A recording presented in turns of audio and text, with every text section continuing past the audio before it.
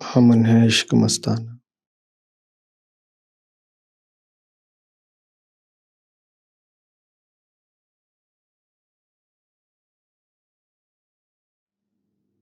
जो बिछड़े हैं प्यारे से, भटकते दर बदर फिरते, हमारा यार है हम में, हमन को इंतजारी क्या।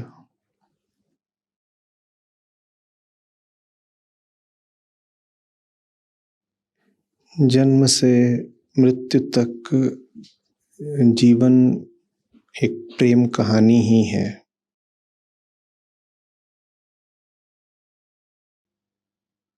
जिससे हमें प्रेम है, चाहिए तो वो हमें है ही।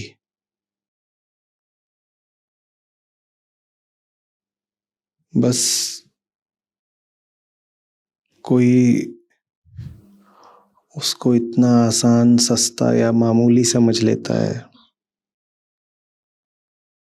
कि जिस दिशा में आंखें दिखाती हैं उसी दिशा में बढ़ जाता है और उम्मीद करता है कि वहाँ ही वो मिल जाएगा जिससे प्रेम है और जिसके विरह की ऊर्जा से ये सारा संसार चल रहा है।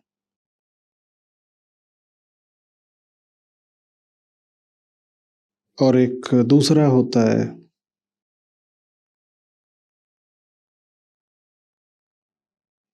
जो अपनी प्रेम की तीव्रता के प्रति इतना ईमानदार होता है कि जान जाता है कि जो चीज मुझे इतनी व्याकुल कर रही है, जो मेरा प्राण बनी हुई है,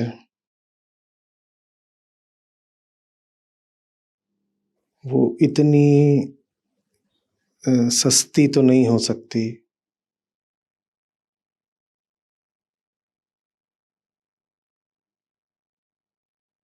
सामने ही कहीं रखी हो कि आंखों के दिखाए दिख जाए, कानों के सुनाए सुनाई दे जाए।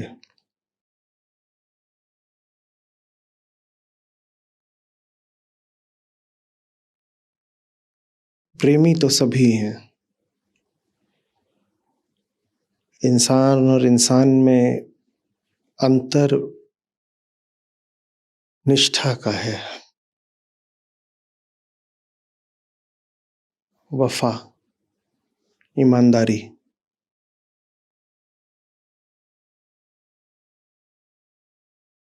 ये जितनी ऊर्जा है हमारे कर्मों की, ये वास्तव में प्रेम की ही ऊर्जा है।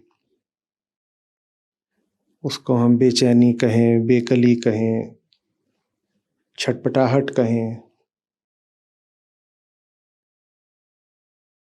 वो है इसीलिए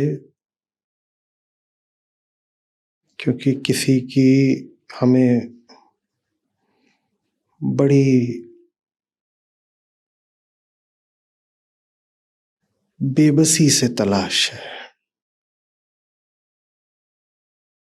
एक ऐसी तलाश जो जीवन भर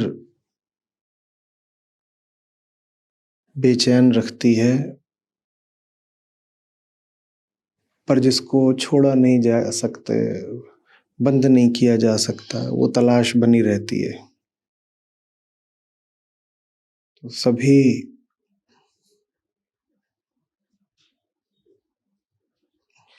उसी प्रेम ऊर्जा से ही संचालित हो रहे हैं।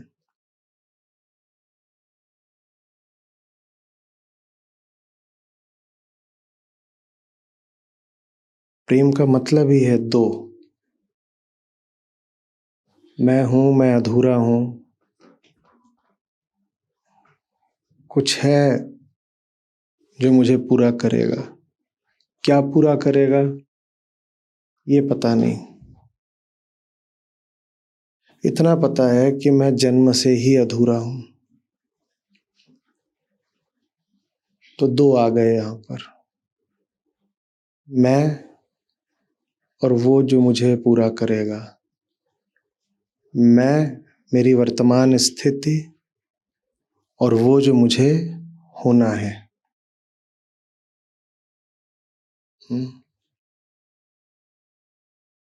तो प्रेम सर्वप्रथम कोई घटना नहीं है। प्रेम कोई प्रकरण नहीं है।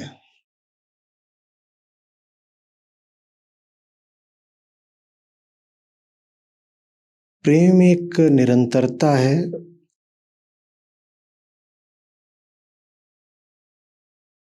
सांस की तरह, धड़कन की तरह, रक्त प्रवाह की तरह, समय की तरह, टिक टिक की तरह।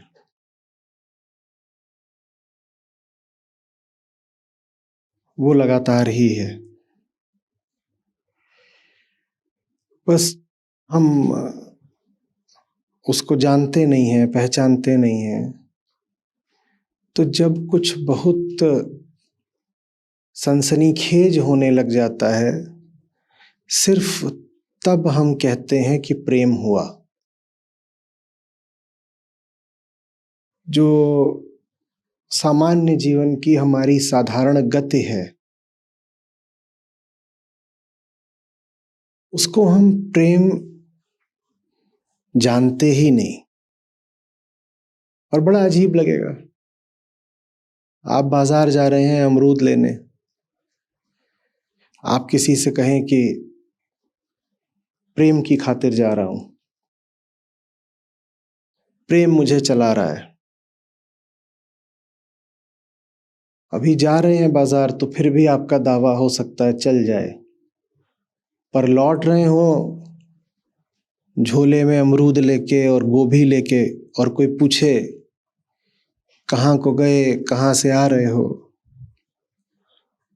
और आप कहें मामला प्रेम का है, और वो देखे झोले में अमरूद और गोभी और केले, तो बात बड़ी बेतुकी लगेगी ना। जैसे किसी दूसरे को बेतुकी लगेगी, वैसे हमें बेतुकी लगती है ये बात। आप चश्मा बनवाने जा रहे हो, आप गाड़ी में पेट्रोल भराने निकल पड़े, आप नौकरी पर जा रहे हो, आप बच्चे को स्कूल छोड़ने जा रहे हो।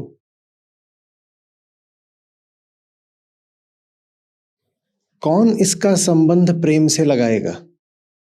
बच्चे को स्कूल छोड़ने में फिर भी हो सकता है आप लगा लो,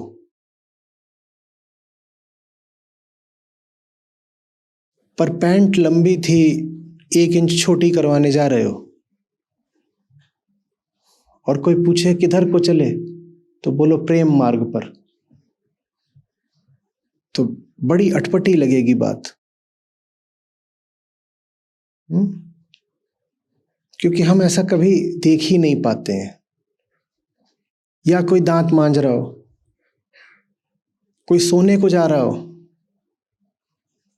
खूब टीवी देख लिया, अब जम्हाई आ रही है, सोने चल दिए, कोई पूछे कहाँ जा रहे हो, तो बोले प्रेम शैया पर, तो समझ में नहीं आएगी बात। तो प्रेम हम सिर्फ तब मानते हैं जब कुछ खास सा, विशिष्ट सा, अद्भुत सा अनुभव होने लगे, तो हम उसको प्रेम का नाम दे देते हैं। प्रेम हमारे लिए एक इंद्रियगत उत्तेजना है, विशिष्ट अनुभव है।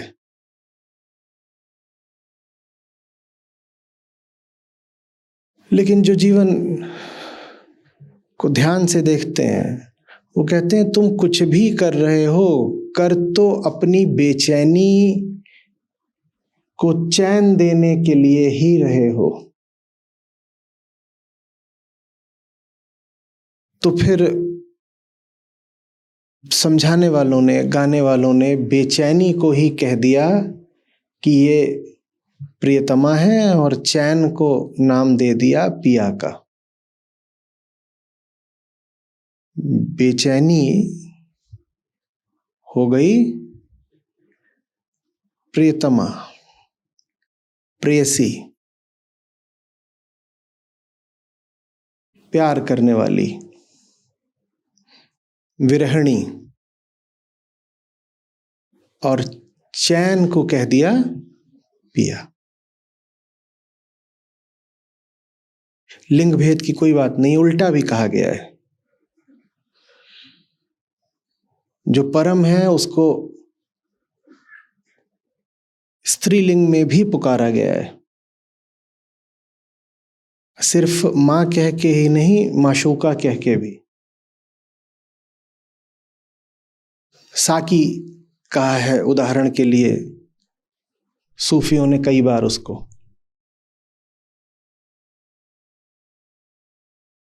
मैं कौन हूं? जो बेचैन है। और वो कौन है? जो बेचैनी को दूर करने वाला रस देता है, खुमारी देता है, तो उसको नाम दे दिया वो साकी है। क्यों साकी है? क्योंकि मैं होश के जिस तल पर हूं, मेरी चेतना की जो गुणवत्ता है वो बड़ी दुख भरी है, और वो मेरी इस साधारण चेतना को, माने ये जो मेरा दुखदाई होश है, इसकी स्थिति को हटा देता है। और जो आपके होश को हटा दे, लोक भाषा में उसको नशा कहते हैं ना। तो कहा कि वो है जो मुझे नशा देता है। नशे से आशय ये नहीं है कि आपके होश को और गिरा दिया। नशे से आशय ये है कि जिसको हम साधारण होश बोलते हैं, द यूजुअल कॉन्शियसनेस, उसमें भ्रम, विकार और दुख बहुत होता है ना। कोई आदमी सो रहा होता है तो वो दुख से मुक्त होता है, पर जैसे ही वो जग कर चेतना की साधारण स्थिति में आता है, वो दुख का अनुभव करने लग जाता है। सो रहा था तो हम कहते हैं अभी इसको होश नहीं है, पड़ा हुआ है। वो जग गया तो उसको होश आ गया, लेकिन होश आते ही क्या आ गया? दुख। तो होश माने दुख, एक अर्थ है, समझिएगा किस अर्थ में कहा। तो होश माने दुख। तो वो जो है, जो हमें पूर्णता देता है, जिसको कभी परम बोल दो, कभी आत्मा बोलो, सत्य बोलो, जो भी बोलो, उसका काम है होश को हटा देना। वो दुख को हटाता है ना। मुक्ति का क्या काम है? किससे मुक्ति चाहिए होती है? दुख से ही मुक्ति चाहिए। और दुख माने होश। जो सो रहा है या जो बेहोश पड़ा, उसे दुख है क्या? तो दुख माने होश। तो मुक्ति माने होश का हटना, एक अर्थ में मुक्ति माने होश का हटना। और जीवन का साधारण अनुभव बताता है कि होश हटता है जब क्या हो जाता है? नशा। तो इस अर्थ में कवियों ने उसको कह दिया कि वो है जो एक दैवीय खुमारी देता है। वो है जो ये दैवीय खुमारी देता है, इस अर्थ में कि हर आदमी साधारण होश की स्थिति में रहता है, और इस साधारण होश की जो स्थिति है ये बड़े नरक की है। साधारण होश की स्थिति माने क्या? चिंता, ईर्ष्या,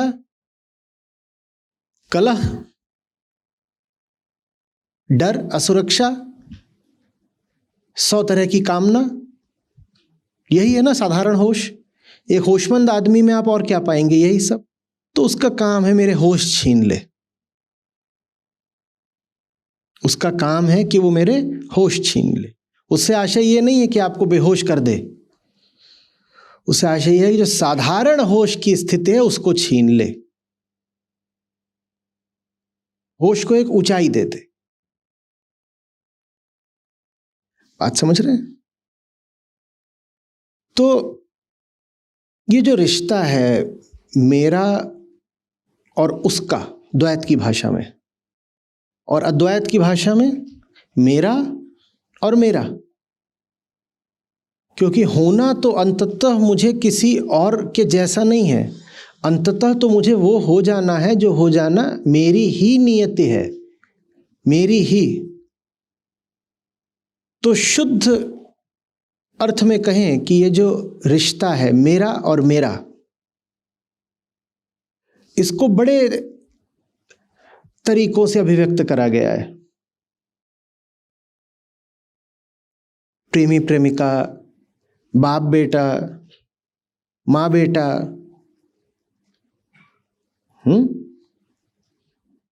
साकी बाला,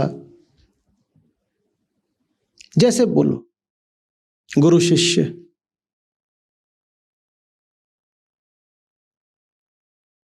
प्यासा और समंदर, जितने सांसारिक रिश्ते भी होते हैं उनको एक ऊंचा अर्थ दे दिया गया है अहम और आत्मा उनको बना करके। जो इंतजार कर रहा है, जो तड़प रहा है, वो अहम, और प्रतीक्षा का, तड़प का खत्म हो जाना आत्मा। और ये चीज तो दुनिया के सभी रिश्तों में पाई जाती है ना, तड़प। तो सब रिश्तों को फिर अध्यात्म के ही रंग में रंग दिया गया। समझ में आ रही बात ये क्यों किया गया? ताकि अध्यात्म को, सच्चाई को आम जिंदगी के करीब लाया जा सके। आपसे बोल दिया जाए कि अहम को आत्मा की तलाश है, आपके लिए ये बात थोड़ी किताबी हो जाएगी, सैद्धांतिक हो जाएगी ना।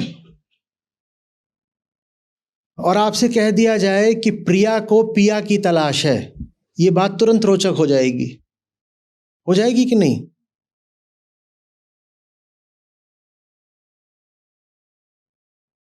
बड़ा मुश्किल होगा कोई गाना लिख पाना, बड़ा मुश्किल होगा कोई गाना लिख पाना जिसमें अहम और आत्मा शब्द आते हो।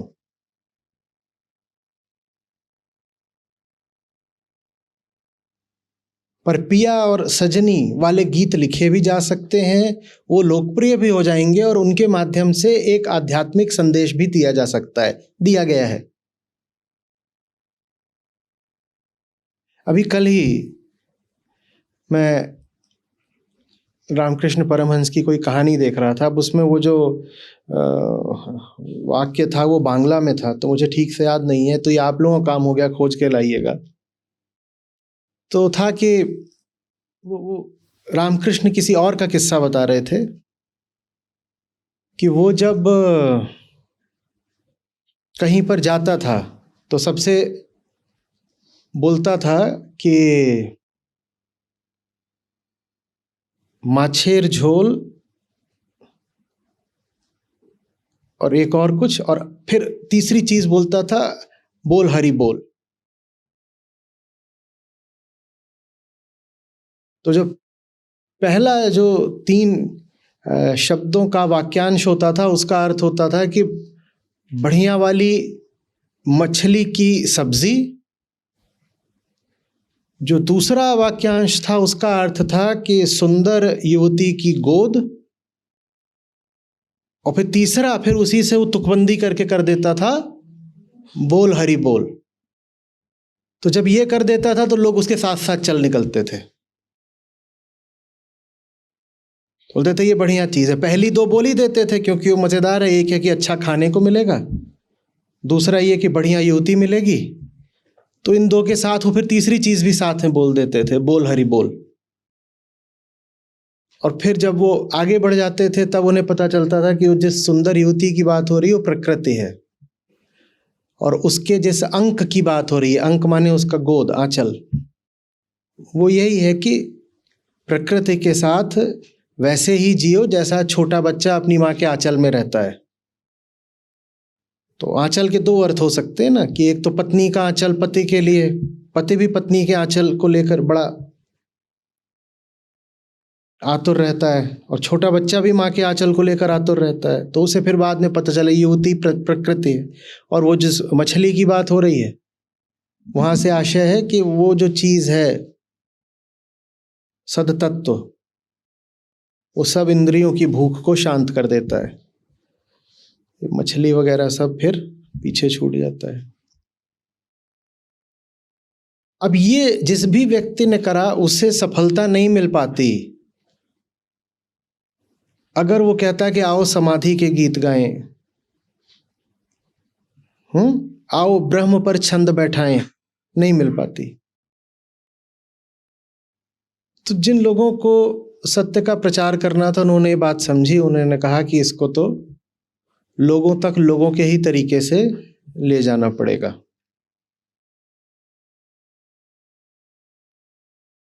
तो उसी का उदाहरण हमें आज देखने को मिलेगा।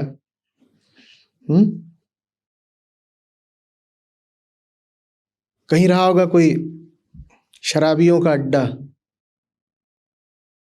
तो उनके लिए फिर किसी ने गा दिया होगा। उनको कौन जा करके अध्यात्म के रूखे प्रतीत होने वाले सूत्र समझाए, तो उनको जाकर उनकी भाषा में बता दिया।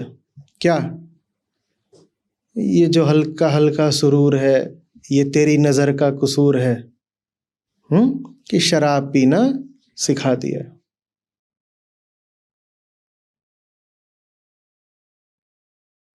कव्वाली है पूरी, अच्छी गाई है, सुनिएगा,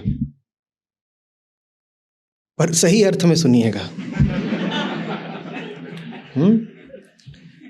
ये किस शराब की बात हो रही है उसी अर्थ में सुनिएगा। तो अब जिसको युवती का आंचल चाहिए उसको उस अर्थ में सुना दिया, जिसको शराब की लत लगी हुई है उसको कह दिया कि ऐसे सुन लो तुम।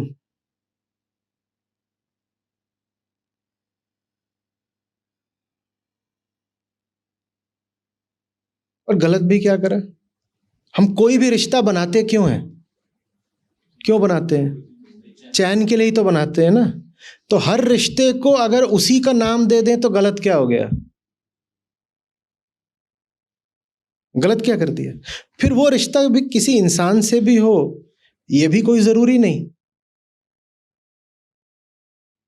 आप जिस भी चीज के पीछे पड़े हैं, जो भी आपका विषय है, जहां भी आपकी कामना है, आप वहीं पर अगर देख पाए कि सच पूछो तो आपको ब्रह्म की ही तलाश है, तो आपने गलत क्या कह दिया? हाँ, ये जो बात है ये थोड़ा सकपका देगी।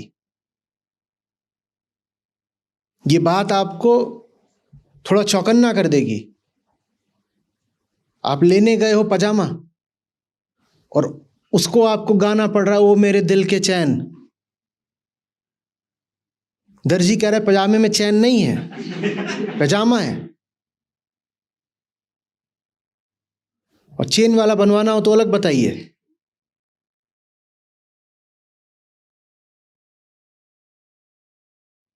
पर जीवन के अवलोकन का अर्थ यही होता है। पजामा किसको चाहिए? सचमुच दिल का चैन ही तो चाहिए, उसको पजामे में ढूंढ रहे हो। कुछ भी किसको चाहिए? अच्छा, आपको जो भी चाहिए, कुछ कल्पना करिए कोई विषय जो आपको चाहिए हो, जो भी आपको चाहिए, आपको अभी बता दिया जाए उससे चैन नहीं मिलेगा। अब बताओ, चाहिए? तो विषय चाहिए था या चैन चाहिए था? कुछ लेने जा रहे हो और जो लेने जा रहे हो उसमें दिल एकदम फंसा हुआ है, चीज बड़ी प्यारी लग रही है, और आपको आश्वस्त कर दिया जाए कि चैन उस चीज को पाने से नहीं छोड़ने से मिलना है, तो बताओ उसको लेने जाओगे या उल्टे पांव मुड़ जाओगे? बोलो। तो कोई भी चीज किसी को नहीं चाहिए, सबको चैन चाहिए। चैन चाहिए। दिक्कत बस ये कि वो चैन हमें सस्ते तरीके से चाहिए। आंखों ने बाजार दिखा दी तो लगा बाजार में मिल जाएगा। कानों से दूसरों की कुछ सलाह सुन ली, किसी ने कह दिया ये अच्छी चीज है, किसी ने कह दिया उधर जाना बढ़िया होता है, तो लगा इधर उधर कुछ मिल जाएगा। समझ रहे हैं?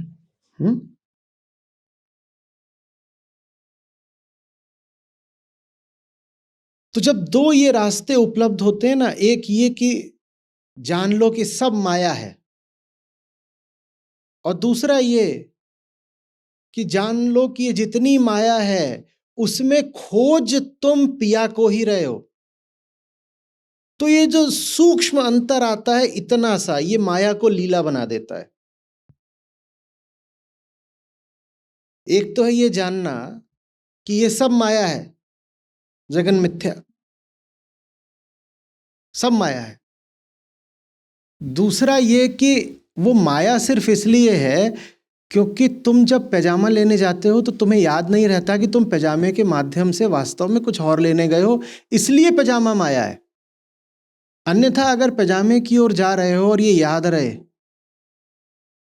कि पैजामा हो कि अमरूद हो कि कुछ भी हो, चश्मा हो, जो भी लेने जा रहे हो, वो वास्तव में बस एक प्रतिनिधि है, एक प्रतीक है। किसका? वो जो हमें सचमुच चाहिए। तब फिर हम ये सब कुछ जो अनुभवगत है इसको माया नहीं कहते, फिर हम उसे लीला कह देते हैं, लीला कह देते हैं। और लीला जैसे ही जाना माया को, वैसे ही मुक्ति की बात एक कदम आगे बढ़ जाती है। क्यों बढ़ जाती है? क्योंकि जिसने जाना है तो वो देहधारी ही ना। अब देहधारी है तो पैजामा तो पहनेगा, उसको ये तो नहीं बोल सकते कि जगत मिथ्या है तो पैजामा छोड़ दो, मर जाएगा बेचारा ठंड में। तो फिर जीने का तरीका ये है कि जो कुछ चाह भी रहे हो उसको उठा दो, अपनी कामना के स्तर को बिल्कुल उठा दो।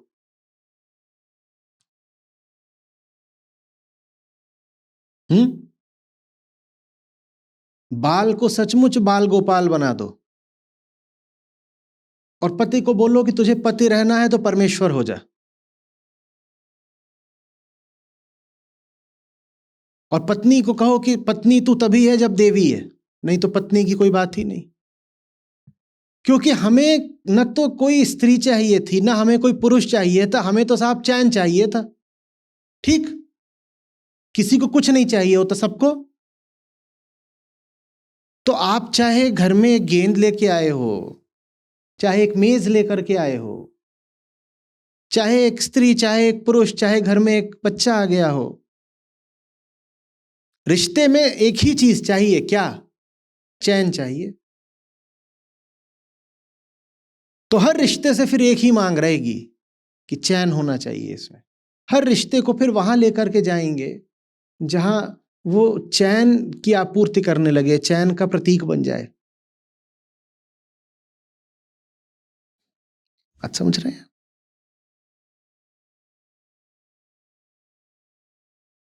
भारत ने इस बात को समझा और माया को भी मिठास दे दी। जब माया को मिठास दे दी तो फिर पर्वतों को हमने अपना पूर्वज कहना शुरू कर दिया और नदियों को माता। पर्वत कौन है? पुरखे हैं हमारे। और नदियां क्या हैं? माँ है सब हमारी।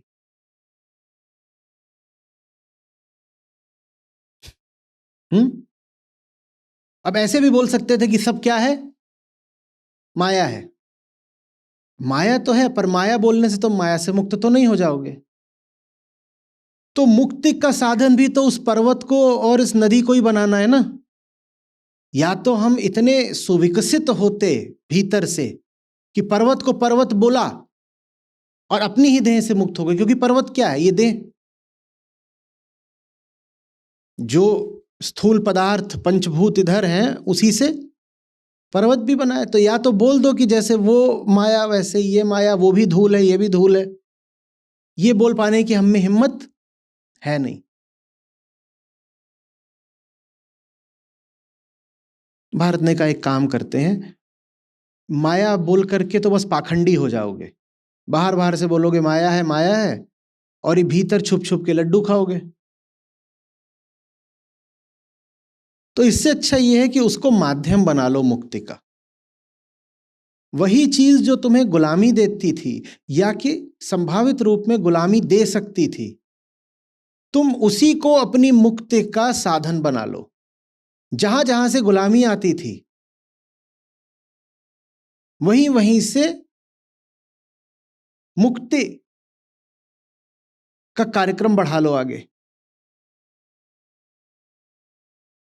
तो हर विषय को, हर रिश्ते को उठा करके मुक्ति का साधन बना दिया गया।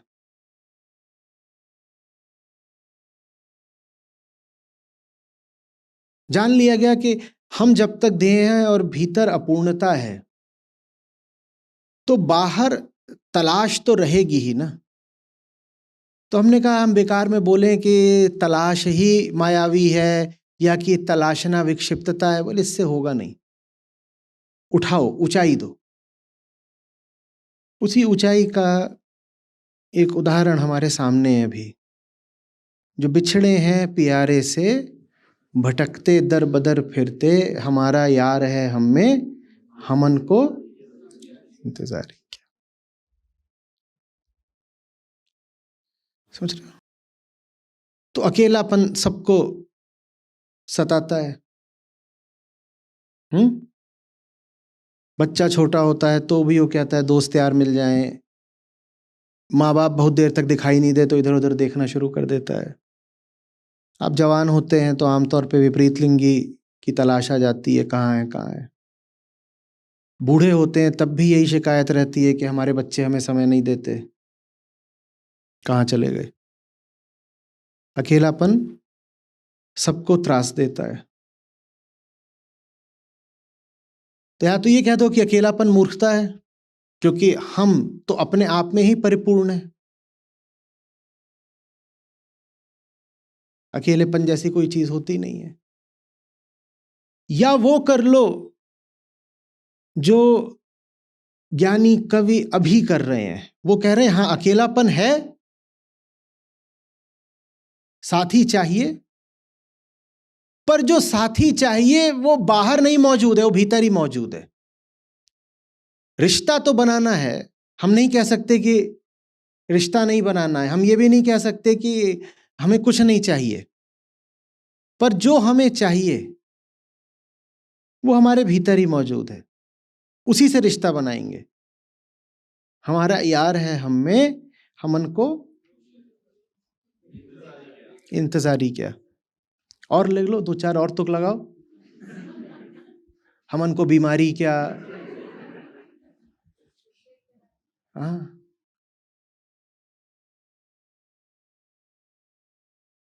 ये भी सब बेकरारी का ही सबूत है। हाँ, आशिकी में आदमी की जबान लड़खड़ा जाती है अक्सर, कुछ का कुछ बोल जाता है। जब भक्ति सूत्रम कर रहे थे इसी मंच से करे थे, याद है? अब साल भर होने को आया है, ज्यादा हो गया होगा। तो भक्त के लिए, भक्त की स्थिति के लिए कैसा वहां बताया गया है, क्या हो जाता है? कुछ नहीं याद किसी को? आप में से कई लोग रहे होंगे। नहीं याद? भक्त से आशय वही है, प्रेमी। उसकी स्थिति को कैसे बताया गया है?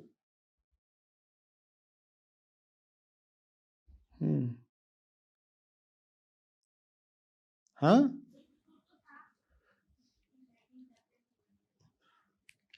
हाँ, वो यहाँ पे मैंने खड़ा करके बताया था पूरा, कुछ नहीं याद। जोकर हूं मैं, सर्कस चलता है, मनोरंजन करते हैं, चले जाते हैं, अपने तल पर श्रम कुछ नहीं।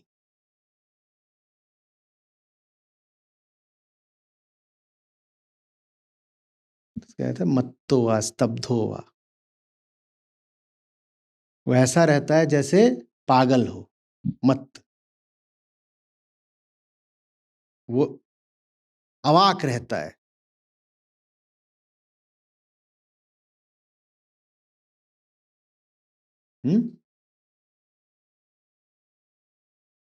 और अगर वो कुछ गलती कर दे, कमी कर दे, तो उस पर नाराज नहीं होना चाहिए। तो वो इंतजारी को खुमारी बोल दे तो बस यही समझना चाहिए कि इश्क परवान चढ़ रहा है।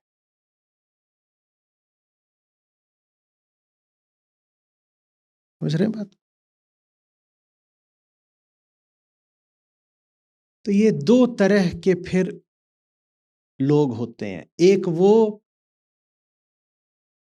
जो अपने ही प्रेम का अपमान कर देते हैं, बाहर खोज खोज करके यार को। उनके लिए कहा है जो बिछड़े हैं प्यारे से भटकते दर बदर फिरते।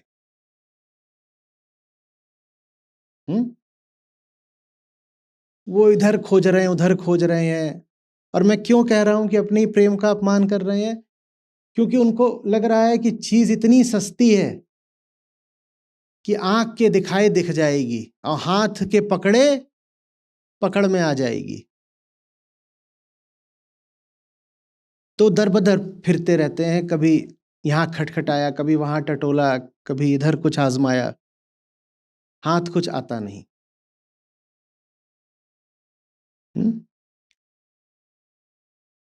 और दूसरे वो हैं जो कहते हैं तलाश तो है, पर पहले ये तो तलाशूं कि तलाश किसे है। जो द्वैत में खोज रहा है वो कहता है तलाश किसकी है। और जो थोड़ी वफा रखता है, निष्ठा रखता है, वो पूछता है तलाश किसे है।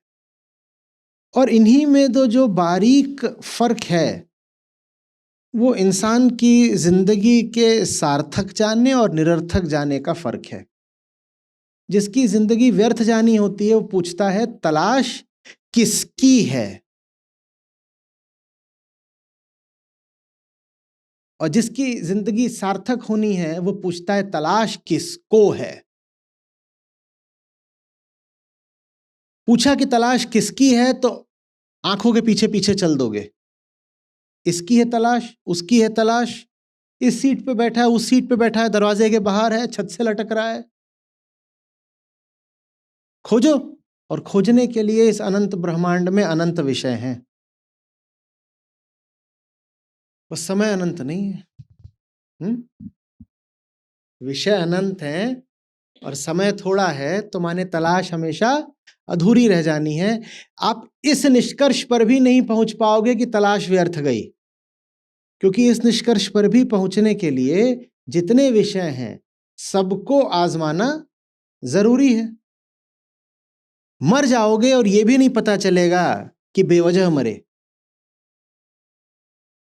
लगेगा कि समय कम पड़ गया, नहीं तो तलाश तो सही दिशा में ही जा रही थी। लगभग 0.00000001% विषय आजमा लिए थे अपनी पूरी जिंदगी में, 80 साल, और बस 2-4 साल और मिल जाता तो जितने बचे हुए विषय थे पूरे ब्रह्मांड में उनको भी आजमा लेते, कहीं ना कहीं तो चैन मिल ही जाता। ऐसे ही मरते हैं ना ज्यादातर लोग, और तभी ये मौत हमारे लिए इतनी खौफनाक होती है।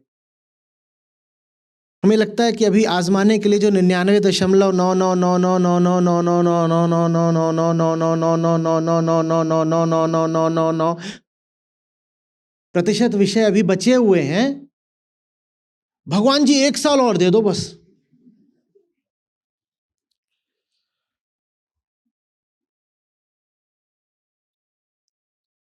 वो उसकी कॉपी छीन रहा था इन्विजिलेटर,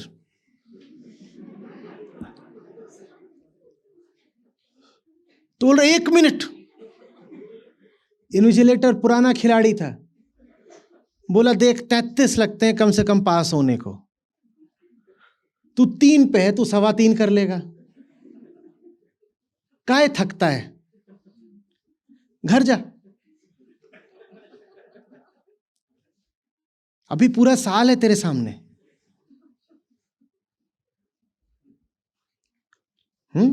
3 घंटे में कितना काम करा है? 3 नंबर का। और कह रहा है 1 मिनट और दे दो, 1 मिनट और दे दो, पास होके दिखा दूंगा। समझ में आ रही है बात? ये होता है जब दुनिया की तरफ आप भागते हो, आंखों पर, वृत्तियों पर, भोलेपन में या नादानी में, और थोड़ा साफ कहें तो मूर्खता में भरोसा करके।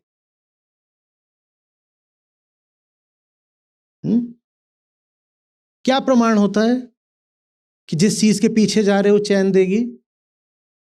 अभी थोड़ी देर पहले आपने ही स्वीकारा था कि चीज नहीं चाहिए होती है, चीज के माध्यम से क्या प्रमाण होता है कि चैन मिलेगा? कोई प्रमाण है? कोई प्रमाण नहीं है।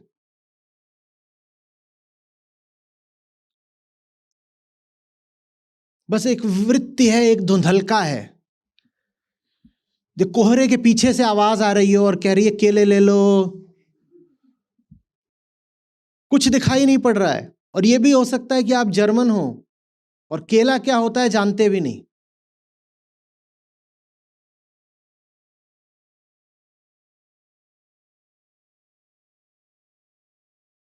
वेग इंस्टिंक्ट, वो पुकारती है, उसके पीछे जाते हैं और कभी जांचते नहीं है कि जो पुकार रहा है, जो उसकी पुकार पर पीछे पीछे जा रहा है, इनमें क्या रिश्ता है।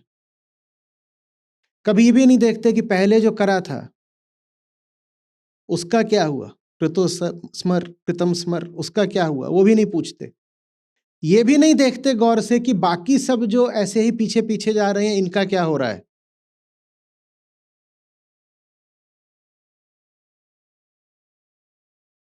जैसे प्रकाश और पतंगा, एक साधारण बल्ब होता है, उसके नीचे कितने पड़े होते हैं जले हुए, और 1000वां एक उन 1000 को देख ही नहीं रहा होता है। इतना प्रत्यक्ष प्रमाण है, वहां इतने सारे जले भुने पड़े हुए हैं, उसके बाद भी जो बाकी पतंगे हैं उसी में घुसे जा रहे हैं, उन्हें लग रहा है हमें चैन मिल जाएगा। हमसे पहले इतने हो गए, हमारे सामने इतने हैं, उन्हें क्या मिल गया है।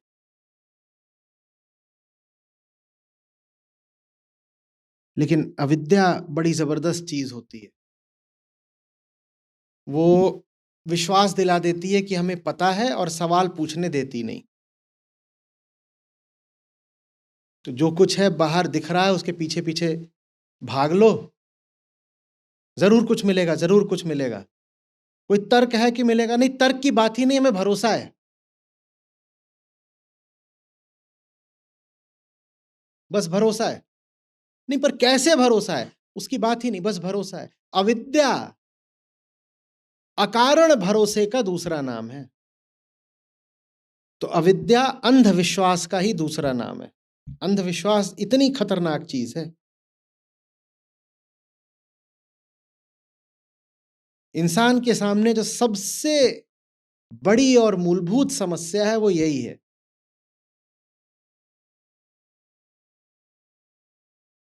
अकारण भरोसा, बेबुनियाद आत्मविश्वास, और यही जो निर्मूल विश्वास होता है, इसको कहते हैं अंधविश्वास। हमारी जिंदगी जन्म से लेके मृत्यु तक बस अंधविश्वास ही है। और पहला अंधविश्वास स्वयं अहंकार है। उसको लगता है कि वो है, उसको लगता है कि वो आत्मा है, वो है नहीं।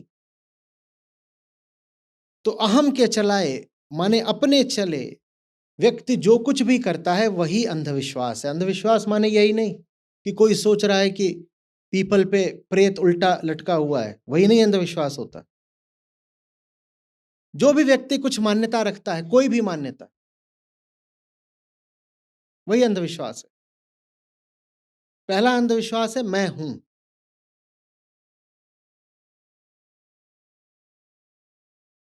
धर्म क्या है? अंधविश्वास को समाप्त करने की प्रक्रिया। तो एक तरह के अंधविश्वासी वो होते हैं जो सोचते हैं धर्म माने अंधविश्वास।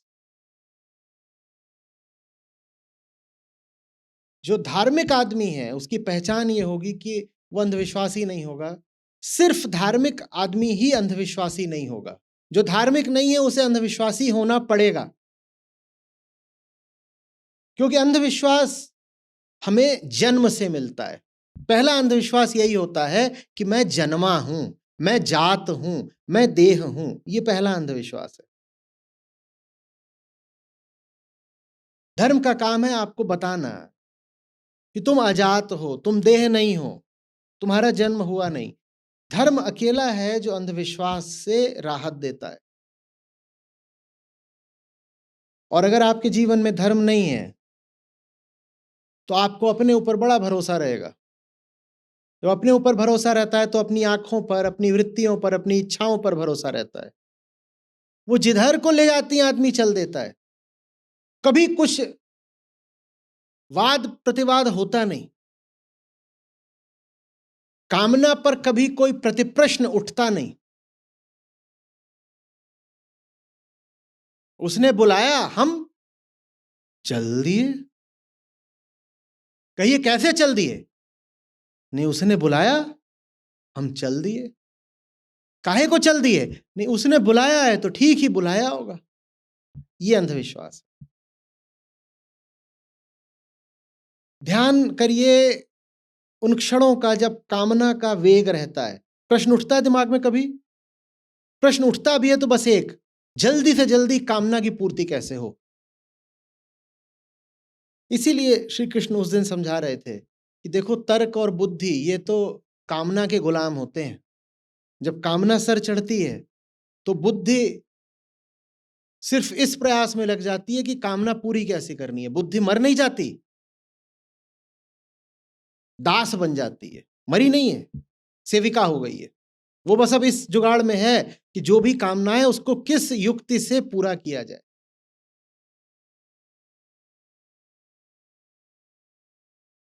कामना के मूल पर ही प्रश्न उठा पाना बुद्धि की औकात के बाहर है। बुद्धि ये प्रश्न कभी नहीं पूछ पाएगी अपने आप की कामना, तू जिधर को मुझे ले जा रही है पहले प्रमाणित करके उधर चैन है। तू जिधर को भी ले जा रही है उधर बता कि चैन है, कर प्रमाणित। ये प्रश्न बुद्धि नहीं पूछ पाएगी। ये प्रश्न पूछना धर्म का काम है। तो धार्मिक आदमी बुद्धिजीवी से बहुत बहुत ऊपर का होता है। बुद्धिजीवी वो जो कामना के पीछे चलेगा ही चलेगा, क्योंकि बुद्धि किसकी गुलाम है? और धर्म वो जो कामना के मूल पर ही सवाल उठा देता है। धार्मिक चित्त कामना से सवाल करता है और बुद्धिजीवी कामना की सेवा करता है। लेकिन बुद्धिजीवी को बड़ा गुरूर रहता है कि मैं तो धार्मिक आदमी से श्रेष्ठ हूं। बुद्धिजीवियों का गुरूर देखिएगा कभी। किसी बुद्धिजीवी में आपको इतनी सी लोच मिल जाए तो ये दुनिया का 8वां अजूबा है। बुद्धिजीवी माने जो ऐसे देख रहा है।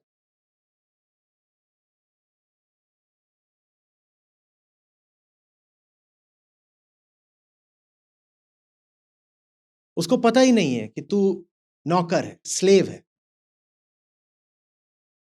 जिस बुद्धि को तूने अपनी हस्ती का केंद्र घोषित कर दिया है, वो बुद्धि तो बस अहंकार की सेविका होती है। और अहंकार माने क्या? वेग एनिमलिस्टिक इंस्टिंक्ट। तू अपने भीतर के जानवर का गुलाम है और तेरी बुद्धि दिन रात उसी की सेवा करती है। सोचो, एक आदमी है जानवर और एक आदमी है जानवर की लीद उठाने वाला। बुद्धिजीवी वो जो जानवर की लीद साफ करता है दिन रात। अहंकार माने पशु और बुद्धिजीवी माने जो पशु का भी गुलाम हो। तो एक गधा बंधा है और एक को नौकरी मिली है कि दिन रात इसकी टट्टी साफ कर, उसको बोलते हैं बुद्धिजीवी।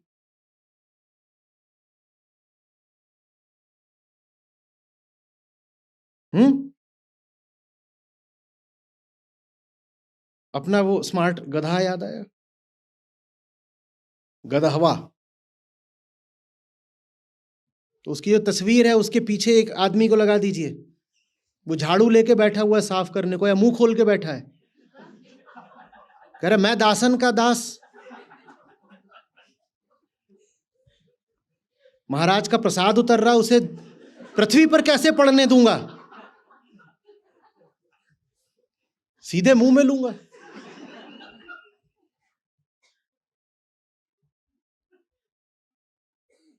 तो और क्या है बुद्धि, बताइए ना। गधे की आज्ञा आई और बुद्धि ने चाकरी बजाई। और क्या करती है बुद्धि?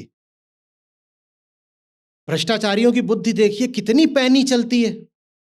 वो क्या कर रहे हैं, भीतर का जो गधा है उसने आज्ञा दी भोग भोग, और बुद्धि लग गई भोगने का इंतजाम करने में।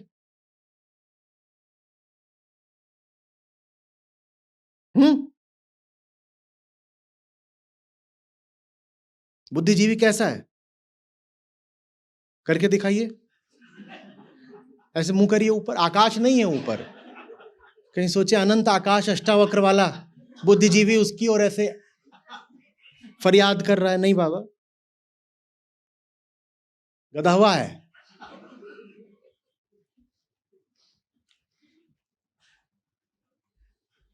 जिसको अपना मंदिर बोलता है, और मंदिर का जो पिछला द्वार है उसके आगे वो बिल्कुल भक्त बन के,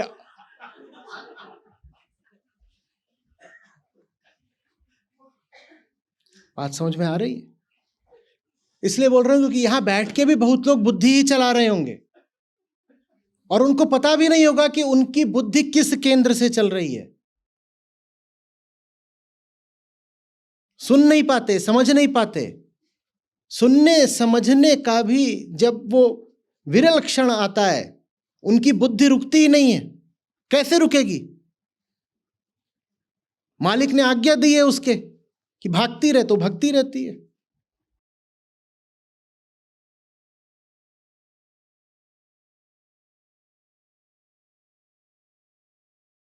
ये साधारण चित्त है।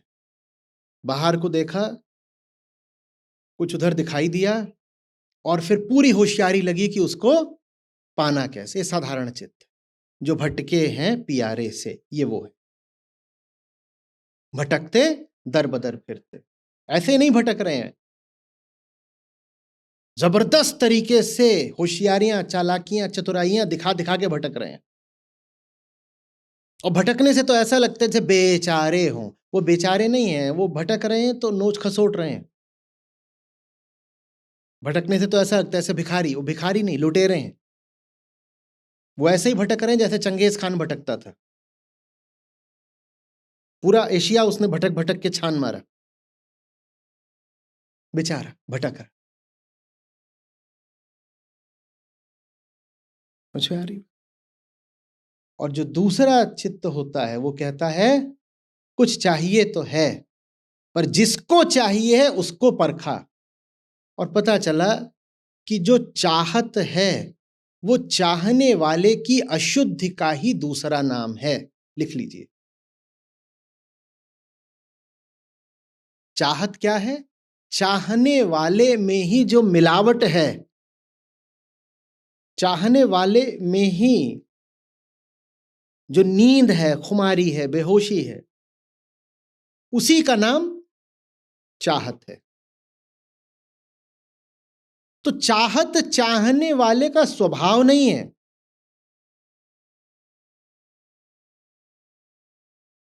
चाहत चाहने वाले की बीमारी है, अशुद्धि है।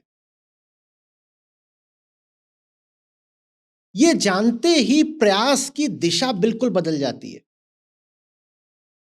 जो सोच रहा है कि मैं ठीक हूं, मेरा गणित बिल्कुल ठीक है, मैंने तर्क बिल्कुल ठीक लगाया है कि जो चीज मुझे चाहिए वो बाहर कहीं है, वो बाहर को भागेगा अपने ऊपर पूरा भरोसा करके, जिसको हमने कहा अंधविश्वास, वो अपने पे पूरा भरोसा करके बाहर को भागेगा। ये उसका प्रयास है। और जिसने देख लिया कि मैं चाह इसलिए रहा हूं क्योंकि मैं अभी जरा नशे में हूं, वो भी भरपूर प्रयास करेगा, पर उसके प्रयास की दिशा एकदम उल्टी है। अब वो प्रयास करेगा अपना नशा उतारने का। जो भाग रहा है द्वैत की दिशा में, वो भी भरपूर यत्न कर रहा है, पर वो यत्न ये कर रहा है जाऊं और पालूं। कुछ तो है कहीं ना कहीं, इस लोक में नहीं तो उस लोक में है। मनुष्य भेष में नहीं है तो यक्ष किन्नर गंधर्व कुछ होगा, देव होगा, देवी होगा, स्वर्गलोक में होगा, स्वप्न लोक में होगा। बाहर कहीं है जरूर, जिसको पालूं तो मैं ठीक हो जाऊंगा। और इस बात का मुझे पूरा पूरा, ये जो अंधविश्वास है, यही निशानी है मूर्ख आदमी की। वो खूब रोएगा कि जो चाहता हूं वो मिला नहीं, पर उसके रुदन में भी बड़ा भरोसा है। वो कह रहा है मैं जो चाहता हूं वो वहां पर था, मैं गया वहां, वो मिला नहीं। उसके रोने में भी ये बात नहीं है कि मुझे अब शक हो रहा है कि जो मुझे चाहिए वो पाने लायक भी है क्या। नहीं नहीं नहीं, वो रो इस बात पे नहीं रहा कि मैं मूर्ख हूं, वो रो इस बात पे रहा है कि हूं तो मैं बहुत होशियार, पर जो चीज चाहिए वो मिल नहीं रही है। जो आदमी असफल होके आत्महत्या का भी विचार कर रहा हो, कभी सोचो कि उसमें भरोसा कितना कूट कूट के भरा हुआ है। उसको पूरा भरोसा है कि वो असफल हो गया है, और असफलता की उसकी परिभाषा क्या है, वहां कुछ रखा था जो चाहिए था, मैं गया, मुझे मिलना नहीं। तो अब मैं अपने आप को क्या बोल रहा हूं, और मैं इस हद तक अपने पे भरोसा रखता हूं कि मैं कह रहा हूं कि अब मैं फांसी लगा लूंगा, जहर खा लूंगा। उस क्षण में अगर उसमें आत्मसंशय पैदा हो जाए तो क्या वो अपने प्राण लेगा? नहीं, उसको तो भरोसा है ना पूरा पूरा। तो दुनिया में रोते सब हैं, पर भरोसा किसी का नहीं टूटता। सच बात तो यह है कि रोना भी हमारे झूठे भरोसे की अभिव्यक्ति ही तो है। सोच के देखिए, जब आप कह रहे हो फलानी चीज आपको नहीं मिली, तो उसमें आपका भरोसा ही तो छलक रहा है। आप कह रहे हो वो चीज मिल जाती तो चैन मिल जाता, और इसीलिए वो चीज मिली नहीं है, तो मामला रोने का है।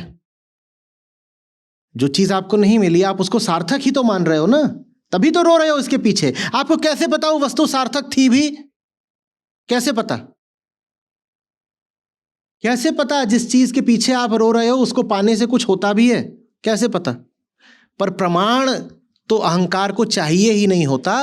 वो अपने आप को स्वयं ही प्रमाण मानता है। प्रमाण तो अपने से बाहर की कोई चीज होती है ना।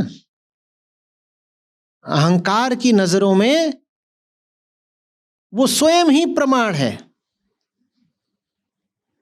अहंकार अपने ऊपर किसी साक्षी को बर्दाश्त ही नहीं करता। अहंकार के देखे वो स्वयं ही साक्ष्य है।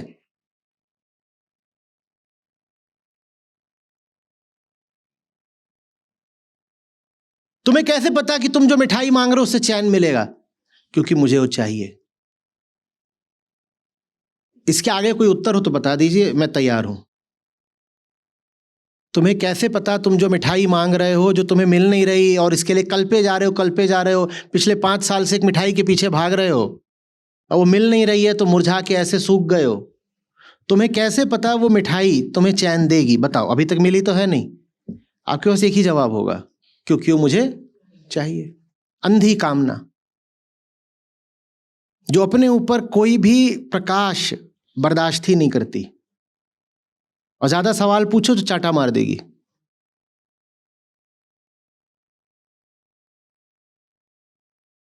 कामना हिंसा साथ चलते हैं ना, फट से चाटा आएगा।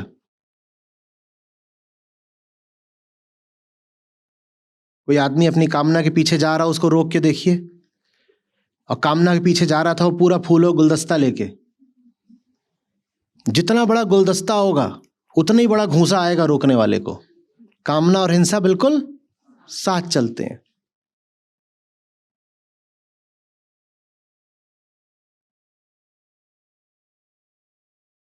और जब हम देखने लग जाते हैं कि चाह कौन रहा है, तब ऐसा नहीं कि प्रयास रुक जाता है, बस प्रयास की दिशा बल्कि आयाम बदल जाता है। फिर हम कहते हैं कि जब चाहना ही है तो कुछ ऐसा चाहिए ना जिसमें सार हो। हम इनकार नहीं करते कि अभी तो हम बेचैन हैं, हम इनकार नहीं करते कि पैदा हुए हैं तो अतृप्ति और अपूर्णता तो है ही, हम इनकार नहीं करते। लेकिन हम इतने भी मूर्ख क्यों रहे कि अतृप्त पैदा हुए हैं और काम ऐसे करते चलें कि अतृप्ति और बढ़ जाए। तो प्रयत्न करेंगे, पर प्रयत्न होशो हवास में करेंगे। इसको बोलते हैं ज्ञान।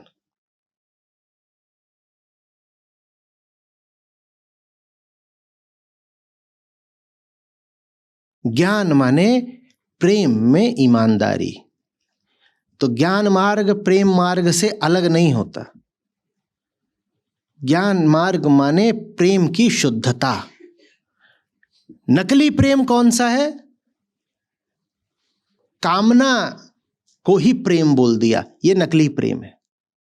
असली प्रेम कौन सा है? जा मार्ग साहब मिले प्रेम कहावे सोए, ये ज्ञान है कि पहले जान तो लो तुम कौन हो, तुम्हें चाहिए क्या, फिर उसके पीछे जी जान से लग जाओ। किसी न किसी मार्ग पर तो चलना ही है, क्योंकि पैदा ही हुए हो पथिक मार्गी यात्री, पैदा ही हुए हो यात्रा करने को, तो चलोगे, पर ऐसे मार्ग पे चलो ना जिस पे साहब मिलते हो। साहब माने चैन।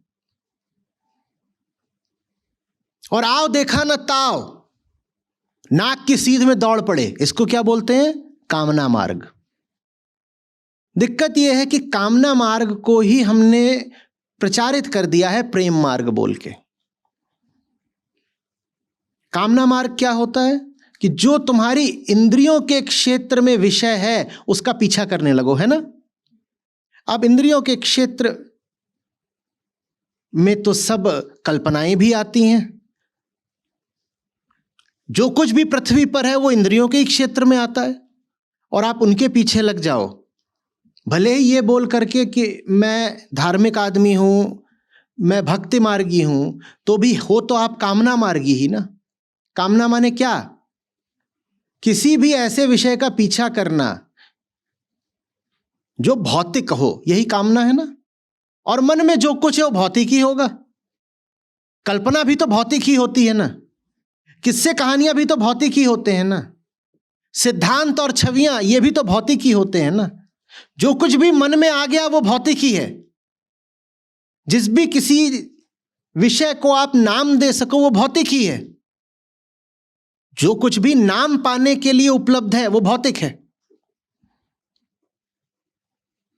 जिस किसी के लिए आप कोई शब्द बना सकते हो वो भौतिक है। जिस किसी के बारे में आप एक अक्षर भी उच्चारित कर सकते हो वो भौतिक है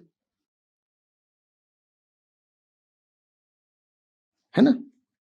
तो ये अंधी एक दौड़ है कि जो कुछ इंद्रियों के क्षेत्र में आ रहा है उसको पकड़ लो, उससे शांति मिल जाएगी। ये प्रेम मार्ग नहीं है, ये कामना मार्ग है। ये कामना मार्ग है। हाँ, कामना चूंकि अहंकार से उठती है और अहंकार का दावा होता है कि मैं आत्मा हूं, तो कामना का दावा होता है मैं प्रेम हूं। एक बार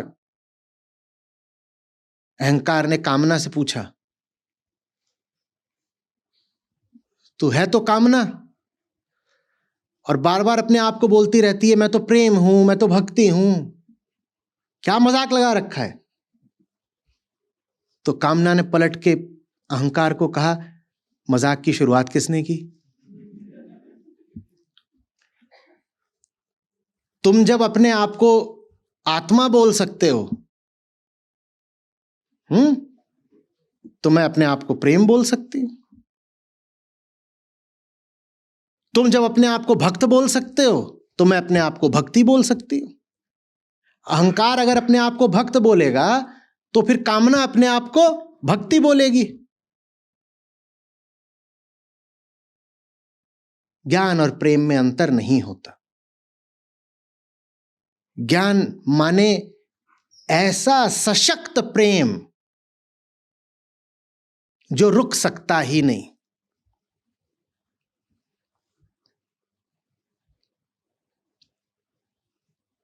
अंधा प्रेम नहीं, कामना नहीं, एक अटूट वफा, एक ऐसा रिश्ता जिसमें जान तो जा सकती है,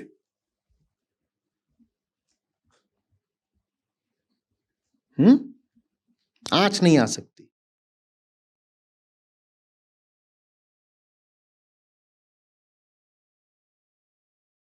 कामना थोड़े ही है कि कभी इस दरवाजे कभी उस दरवाजे, जो भटके हैं प्यारे से भटकते दर बदर फिरते, वो थोड़े ही है। वो तो अंधी होती है इसीलिए चोट खाती ही है, और फिर कहती है अरे इधर गए थे मिला नहीं, फलानी चीज खरीदी थी उसने कहा था आप इसे घर ले जाइए, घर जगमग हो जाएगा, और ले आए 1 हफ्ता हो गया, बदबू ही बदबू फैल गई घर में। होता है कि नहीं होता है? चीज दुकान में जितनी जगमग लगती है घर में कैसी हो जाती है? कुछ नहीं, बेकार।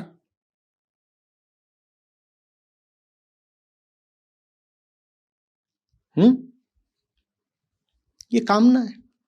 हाँ, जब हमें अपनी झेप छुपानी होती है तो हम ये नहीं मानते कि हम भिखारी हैं और दरबदर लात खा रहे हैं। हम कहते हैं हम तो भंवरे हैं, मैं तो तितली हूं, मैं तो कभी इस फूल पर कभी उस फूल पर जाकर के मजे करती हूं। भिखारन।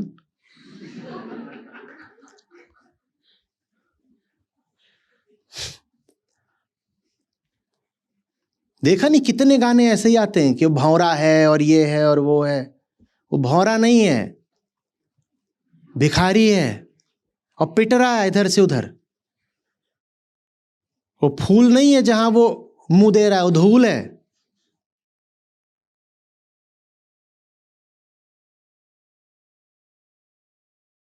तो ये जो कामना वाला प्रेम होता है ये अपने विषय लगातार बदलता रहता है क्योंकि लात खा रहा होता है। कामना वाला प्रेम अपने विषय लगातार बदलेगा, मजबूर है, लात खाएगा तो बदलना पड़ेगा ना। इस दुकान में लुटे तो अगले बार उसी दुकान में थोड़े ही जाते हो, दूसरी दुकान में घुस जाते हो।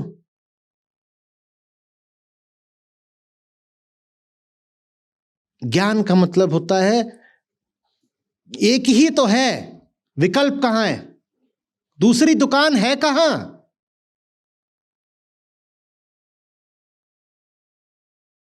अब जो हो रास्ते में सब स्वीकार है, क्योंकि स्वीकार न करने का भी विकल्प है ही नहीं। ये थोड़ा ही है कि जब तक ठीक चल रहा है तो ठीक है, जब ठीक नहीं चल रहा है तो लेट्स टॉक। प्रेमी इस एक छोटे से वाक्य से बहुत घबराते हैं, मुझे तुमसे कुछ बात करनी है। इसका मतलब ही होता है ब्रेकअप। नहीं तो ऐसे लिखा ही नहीं जाता, जो बात करनी है सीधे बोल दी जाती है, सीधे एकदम बात, और तो कुछ होती ही नहीं। सुन रहे मूर्ख, इसके अलावा और कोई बात होती है? मर जा, गो टू हेल, तू फिर से आ गया, कुत्ते तेरी हवस नहीं शांत हो रही। जो बात होती है बिल्कुल सीधे होती है, और उस सीधी बातचीत के बीच में कोई लिख के भेज दे I think we need to talk, तो फिर हो गया, टॉक करो भी मत, जो कुछ है वो हो गया है।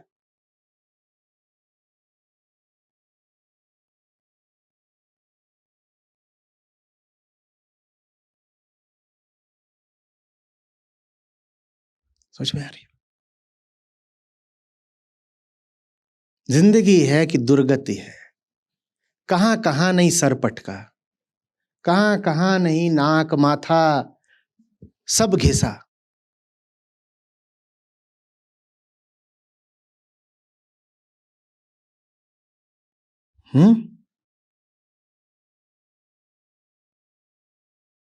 पुराने अफसाने खत्म भी नहीं होने पाते और उम्मीद नए अरमान लेकर खड़ी हो जाती है।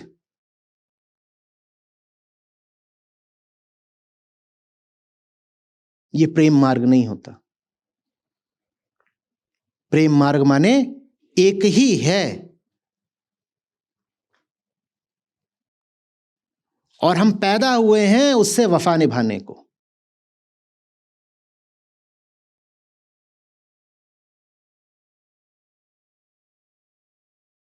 इधर उधर लात खाना बदजातों का काम है।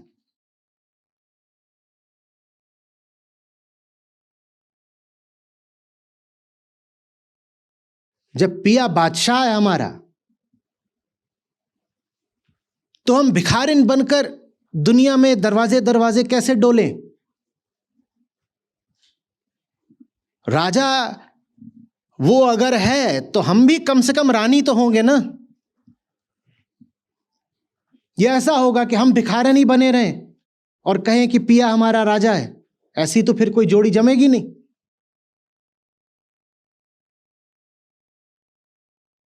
राजा चाहिए तो पहले रानी की तरह बर्ताव करना सीखो।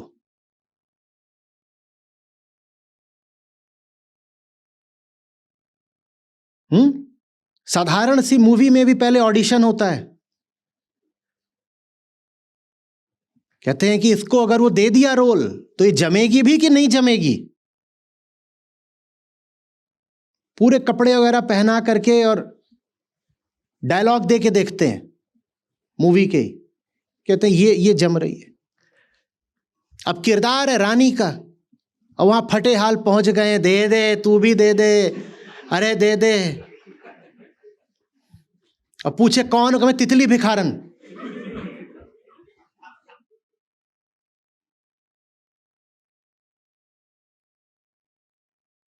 क्या करती है? कह रहे मैं एक फूल से दूसरे फूल पे मंडराती हूं। तो तेरे पंखों में ये क्या, गोबर से काहे सने हुए हैं? वहां कौन सा फूल खोजने गई थी?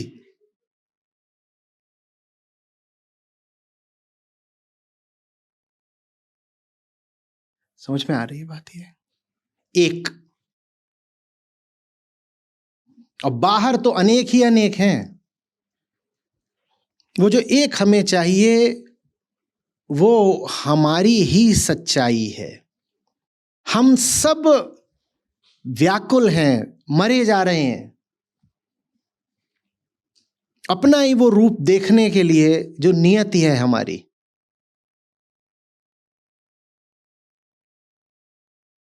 हमें किसी दूसरे का घूंघट नहीं उठाना है, हमें अपने ही ऊपर से घूंघट उठाना है, क्योंकि हमने हमारा ही सुंदर और असली चेहरा आज तक देखा ही नहीं है।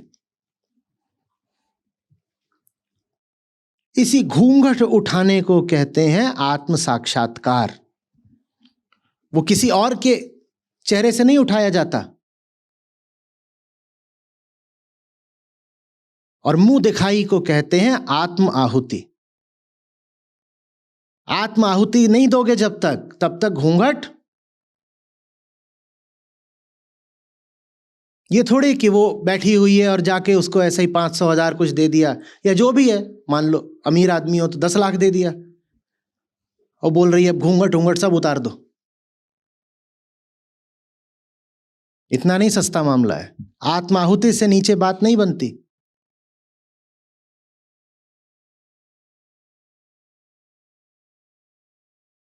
हमें किससे मिलना है? खुद से। जब हम बोलते भी हैं ना हे भगवान दर्शन दो, तो वास्तव में हमें किसका दर्शन चाहिए? अपना ही चाहिए। भगवान माने वो जो भीतर बैठा है, माने आत्मा, और आत्मा माने मैं। भगवान का दर्शन चाहिए माने मैं का दर्शन चाहिए। हम व्यर्थ ही बीमारियों के और कमजोरियों के पुतले बनकर बैठे हैं। हमें अपना वो रूप देखना है कि हमें खुद पे नाज हो जाए। हमें होता है क्या खुद पे गुरूर? नहीं होता। और जितना आत्मज्ञान कम होता है उतना आत्मसम्मान ज्यादा होता है। जब आत्मज्ञान बढ़ने लगता है तो आत्मसम्मान बिल्कुल घटने लगता है।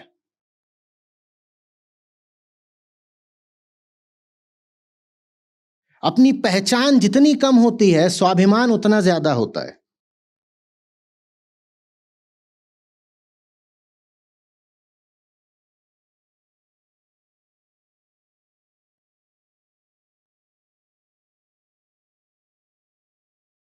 और ये सब चीजें, जैसे कभी आप आत्मसम्मान बोल देते हो, कभी स्वाभिमान बोल देते हो, ये जितनी ज्यादा रहेंगी यार से दूरी भी उतनी ज्यादा रहेगी।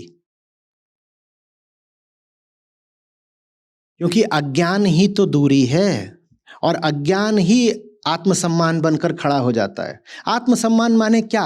अहम सम्मान। अहंकार अपना सम्मान करे जा रहा है, इसको बोलते हैं आत्मसम्मान।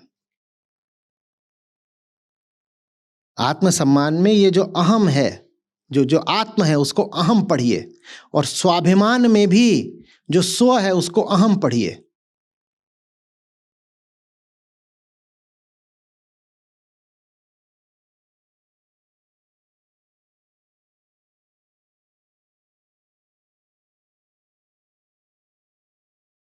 समझ में आ रही है?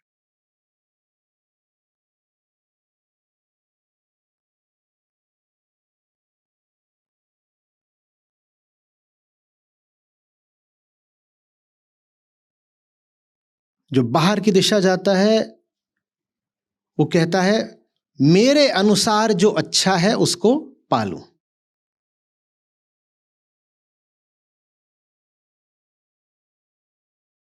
और जो भीतर की दिशा जाता है वो कहता है मेरी जो वृत्ति है अपने अनुसार काम करने की, उसको मिटा दूं।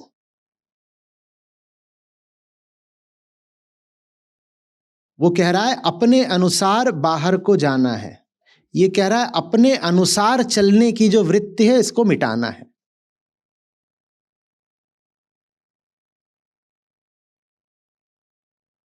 उलझन होती है, बहुत अटपटा लगेगा। अपने अनुसार नहीं चलें तो किसके अनुसार चलें?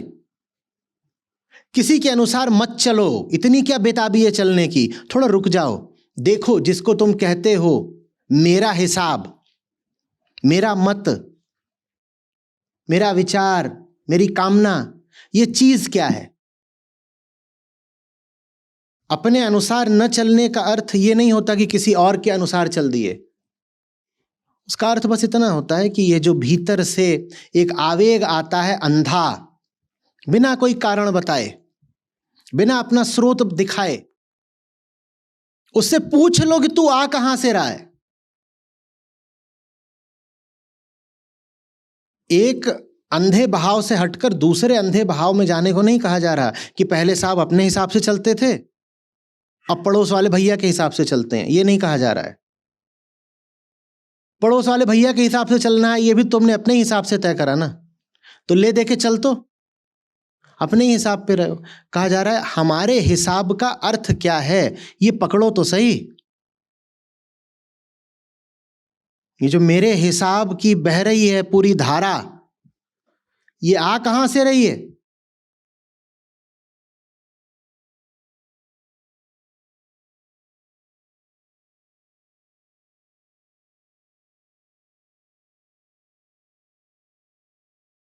हमारा यार है हम में माने अपनी ही ऊंचाई के दीवाने हैं हम, अपनी ही ऊंचाई के आशिक हैं हम।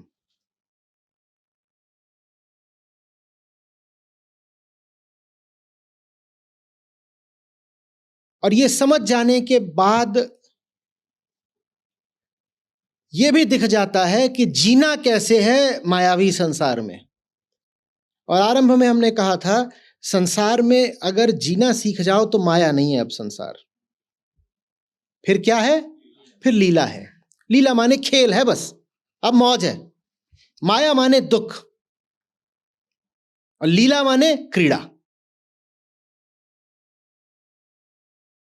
क्रीड़ा भी हमें पता है कि असली तो होती नहीं, खेल ही रहे हो। नाटक को भी खेल बोलते हैं, जानते हो? कहीं नाटक हो रहा हो तो उसके लिए भी जो शब्द होता है यही होता है कि खेल। तो नाटक भी हमें पता है खेल है, नकली है, लीला है, लेकिन उसमें मौज है।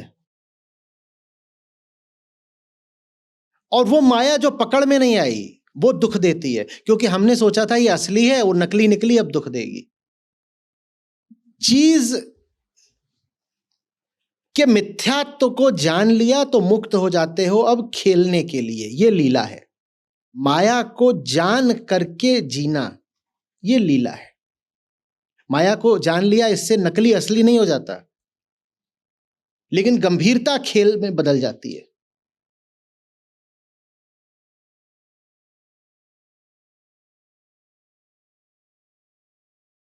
जीने की तमीज आ जाती है। तो होना मुझे वो है जो मैं होने को पैदा हुआ हूं, दीवाना मैं अपना ही हूं। जीने की तमीज आ जाती है कि फिर बाहर रिश्ता किससे बनाऊं। प्रेम तो मुझे स्वयं से ही है, अहम हूं, आत्मा से प्रेम है। अब रिश्ता किससे बनाऊं? रिश्ता मैं उससे बनाऊंगा जो मुझे मुझसे मिलाएगा। माया का मतलब है रिश्ता उससे बनाऊंगा जो मुझे अपनी तरफ खींच ले जाएगा। और लीला माने रिश्ता उससे बनाऊंगा जो मुझे मुझसे मिलाएगा।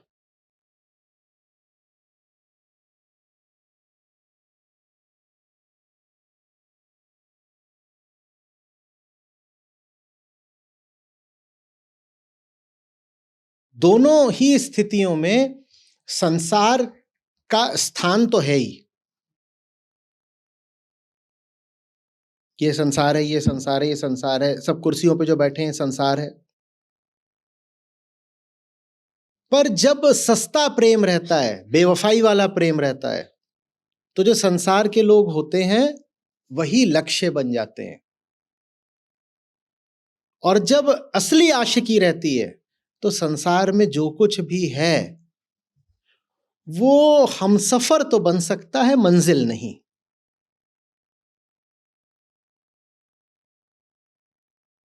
और हमसफर का मतलब होता है कि भाई तू मेरा सफर तो नहीं खराब करेगा। हमसफर माने मैं चल रहा हूं, तू भी चल रहा है,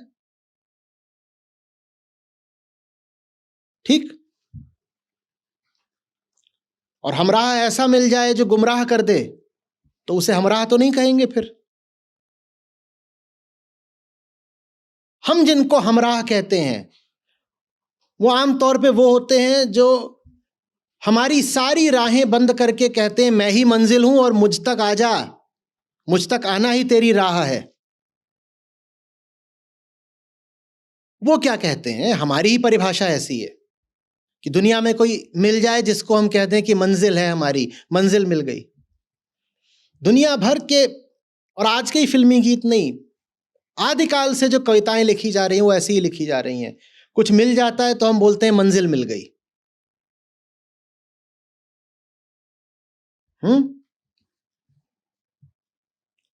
यहां मामला हमराह का नहीं है, गुमराह का है। मंजिल यहां कोई नहीं हो सकता। हाँ, अच्छा हमराही कोई हो सकता है। अच्छा हमराही कौन है? जो आपको आपसे मिला दे। आप बंधन में हो, जो आपको आपकी आजादी से मिला दे, वो अच्छा हमराही है। और जो खुद आपकी मंजिल बन जाए वो आपकी आजादी नहीं है, वो आपका बंधन है।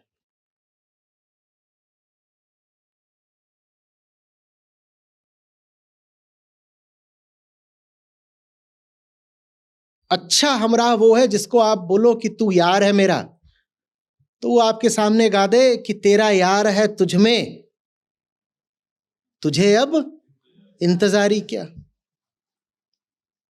कि आप गए मिले, मान लो महीने 2 महीने बाद, तो बोल रहा बड़ी इंतजारी रही, बड़ी इंतजारी रही। तो ये ना करे कि झपट के गले लगा दिया और बोल दिया हाँ हाँ हमें भी बड़ी इंतजारी थी। बोल रहा क्या कौन सी इंतजारी, कैसी बेकरारी, तेरा यार है तुझ में, तुझे किसी की इंतजारी क्या। एक क्षण में एकदम 10,000 वॉट का बल्ब जल जाए भीतर, क्योंकि कामना जितनी प्रबल होती है उतनी ही वो असुरक्षित होती है। अभी तो जब कामना भरपूर होती है तो आदमी डरता बहुत। जिस क्षण में कामना अपने सबसे घनघोर रूप में प्रकट हो रही हो, वो क्षण अध्यात्म में बड़े उपयोग का माना जाता है। उस क्षण में अगर किसी तरीके से आपको सच्चाई दिखा दी जाए तो वैसे ही होता है कि जैसे एकदम घनघोर अंधेरा बियाबान है और वहां 10,000 वॉट जल गया। क्योंकि कामना माने घुप अंधेरा, गहरा अंधेरा। जितनी जबरदस्त कामना है, अंधेरा उतना जबरदस्त है। और जितना जबरदस्त अंधेरा होगा, उसमें जब प्रकाश कौंध जाता है तो घटना उतने महत्व की हो जाती है।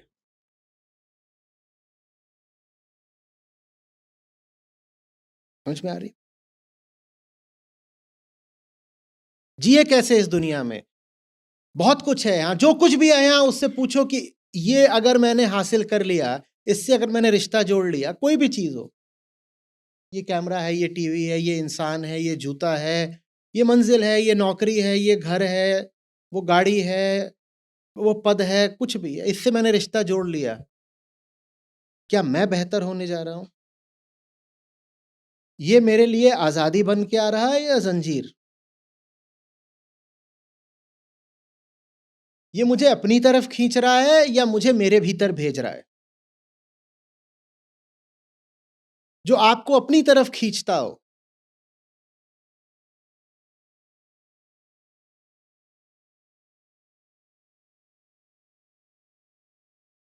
गोलमाल है।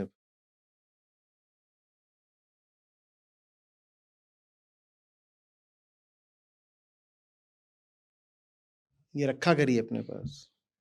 सीधे रास्ते की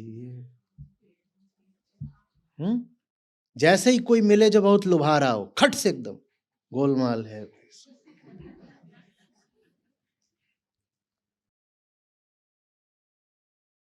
समझ में आ रही?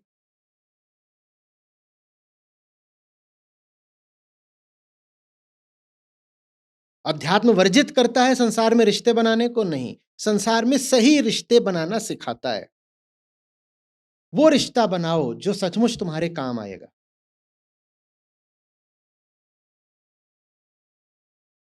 सो धन संचिए जो आगे को होए। धन संचने को मना नहीं करा है,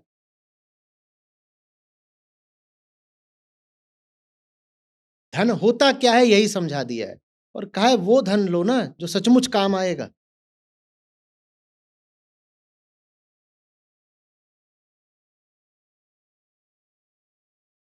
अध्यात्म कोई विशिष्ट बात नहीं होती है कि एक तरफ संसारी एक तरफ आध्यात्मिक आदमी है। सब संसारी ही होते हैं।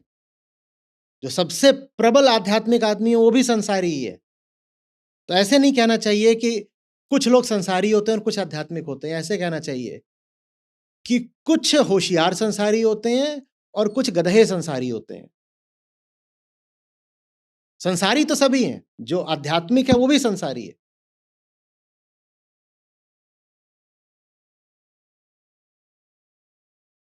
सब संसारी। डर मत जाया करो कि बाप रे गीता पढ़ रहे हैं, अब हमारा क्या होगा।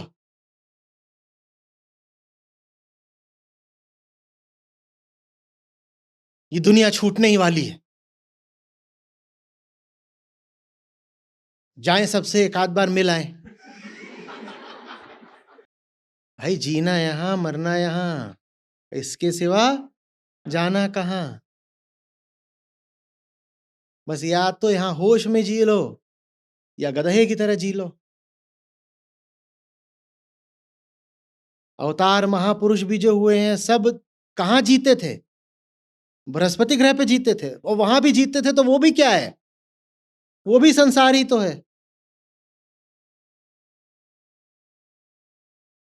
संसार से भाग के कौन जा सकता है और कहां जा सकता है? सब संसार में ही जीते हैं। पर संसारियों ने अपने आप को यह नहीं बोला कि हम गधे संसारी हैं। उन्होंने बोल रहे हम संसारी हैं, जैसे कि संसारी होने पे उनका कॉपीराइट हो। संसारी तो सभी हैं। अगर अर्जुन संसारी हैं तो कृष्ण भी संसारी हैं। या हम ये बोलेंगे बस दुर्योधन वगैरह ही संसारी हैं? कृष्ण संसारी नहीं है क्या? कृष्ण भी संसारी है। कृष्ण भी संसारी है। बस कुछ संसारी होते हैं जिन्हें पता ही नहीं होता संसार चीज क्या है, वो अपने आप को संसारी बोलते हैं।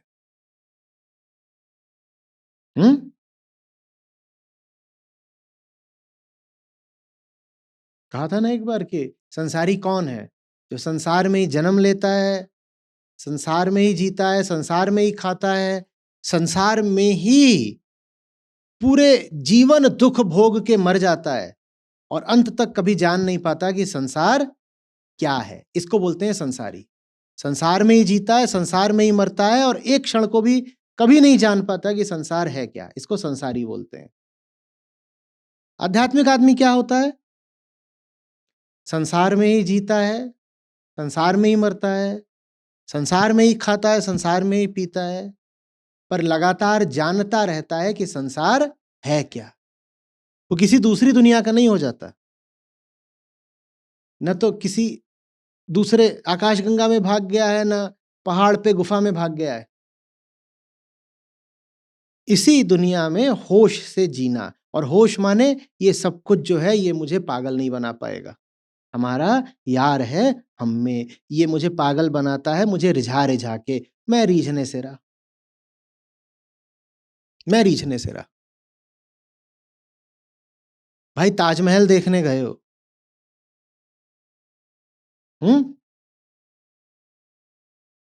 तो अधिक से अधिक ये करोगे ना कि कोई गाइड कर लिया, और गाइड का क्या काम है? गाइड बोले आइए जरा मेरे साथ, मस्त आपको ओयो दिखाता हूं अपना, और चल भी दिए गाइड के साथ ओयो में ताजमहल छोड़ के। ये संसारी है। पैदा हुए थे ताजमहल देखने को, और कोई आ गया लफंगा गाइड बन के और उसने ओयो में चेक इन करा दिया, और वहां से भाग भी नहीं पा रहे।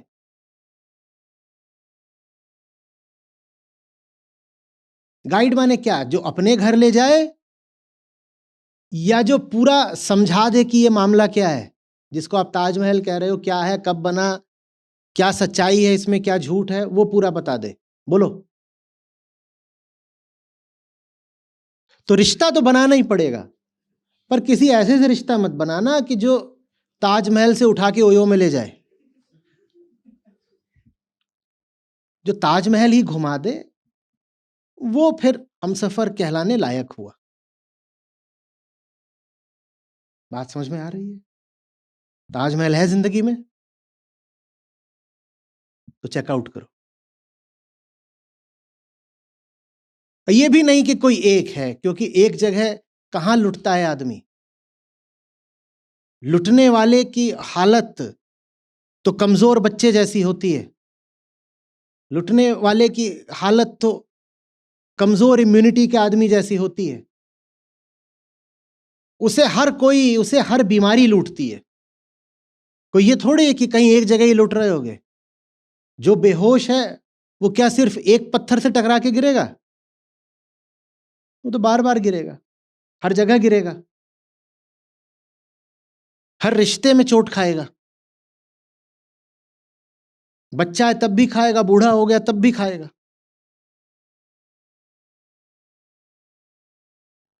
बात समझ रहे हैं?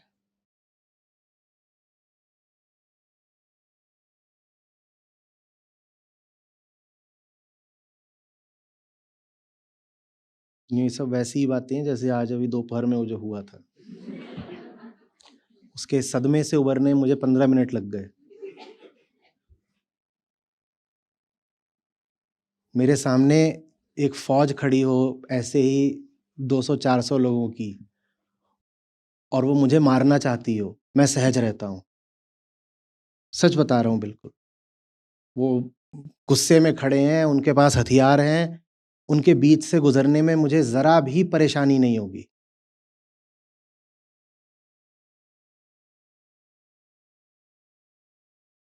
पर प्रेम के और सम्मान के नाम पर कुछ हो और उसमें थोड़ी भी मिलावट हो, उसमें मैं बहुत काँप जाता हूँ। प्रेम बहुत-बहुत सूक्ष्म चीज़ होती है। उसका ऐसे कतार बाँध के प्रदर्शन नहीं हो सकता।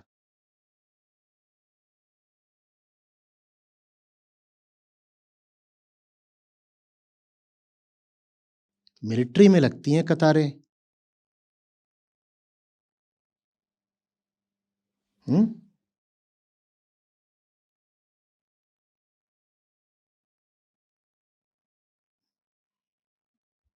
ये सब आप सुन रहे हो ध्यान से, यही पर्याप्त है। यही पर्याप्त है और इससे ज़्यादा कुछ हो भी नहीं सकता। उसके आगे ये बोलने की कोई ज़रूरत नहीं है कि हम आपके हैं कौन?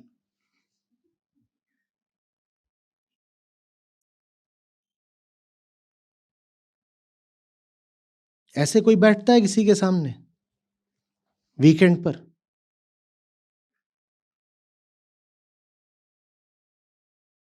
जो हो रहा है वो तो हो ही रहा है ना।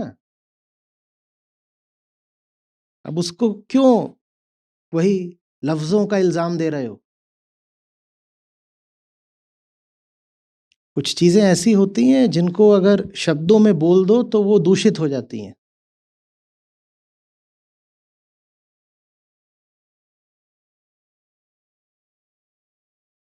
एक चीज़ पे थोड़ी-सी और स्पष्टता। कह रहे हैं हमारा यार है हम में हमन को इंतज़ारी क्या। प्रतीक्षा तो सच्चा प्रेमी करता है। ऐसा नहीं कि उसको प्रतीक्षा या इंतज़ार नहीं होता।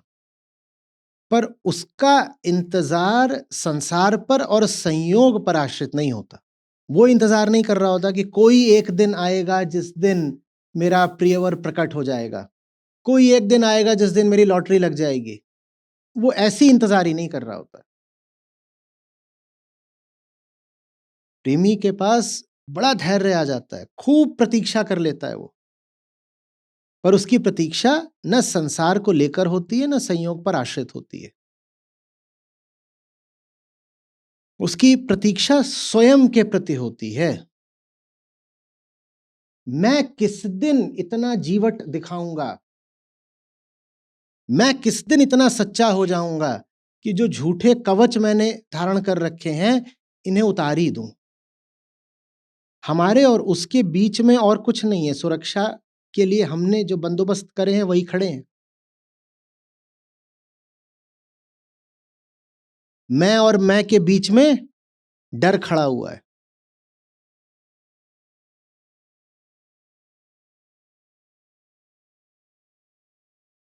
तो प्रतीक्षा और प्रतीक्षा में अंतर होता है। एक प्रतीक्षा होती है कि मिल जाए कोई बाहर से, इंतज़ार कर रहे हैं। और एक प्रतीक्षा होती है कि प्रयास कर रहा हूँ, प्रयास करे ही जा रहा हूँ। ये प्रयास समय ले रहा है, पर चीज़ मेरे हाथ में है, क्योंकि प्रयास मेरा है, संयोग पर नहीं आश्रित है।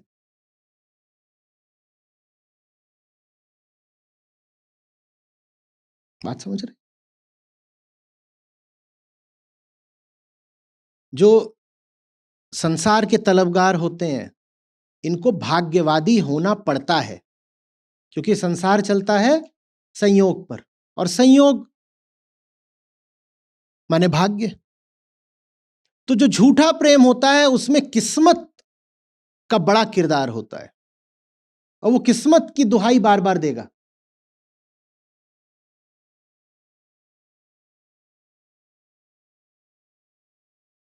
कि ये तो किस्मत की बात है, हम अच्छे घर में नहीं पैदा हुए, नहीं तो दौलत हमारे भी कदम चूमती। सुना है कि नहीं सुना है? ये तो किस्मत की बात है, हम 5 फुट के रह गए। नहीं तो बास्केटबॉल टीम के कप्तान होते।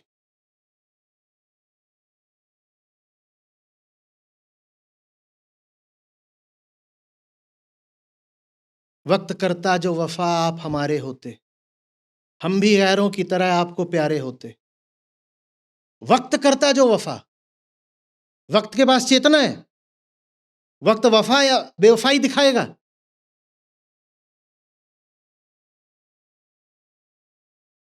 ये शायरी करी है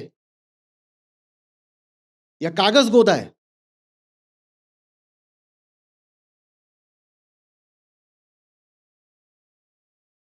भाग्यवाद, फेटलिज्म, जो बहिर्गामी प्रेम होता है, हल्का सस्ता प्रेम, उसमें किस्मत की बड़ी बात होती है।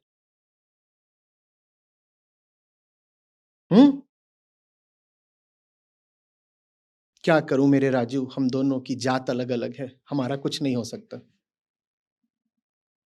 आओ एक बार आखिरी बार ओयो चलते हैं।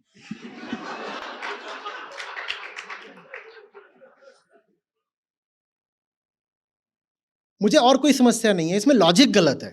देखो बात तर्क की नहीं है, क्योंकि तुम चॉइस में तो यकीन कर रही हो, अब जहां जा रही हो वो चॉइस है, तो जब चॉइस है ही तो उसके आगे की भी चॉइस तुम कर सकती हो ना। तुम जो बात बोल रही हो उसमें समस्या ये नहीं है कि उसमें प्रेम नहीं है, वो बहुत आगे की चीज हो गई। लॉजिकली इनकंसिस्टेंट है तुम्हारी बात। तुम दर्शा ऐसे रही हो जैसे कि तुम मजबूर हो, पर अगर तुम मजबूर हो तो ओयो कहां से आया? माने मजबूरी नहीं है, हाँ बेवफाई है। मजबूरी नहीं है, बेवफाई है। संसार के प्रति जब भी प्रेम होगा वो बेवफाई का ही होगा। तो एक सबक अच्छे से सीख लीजिए,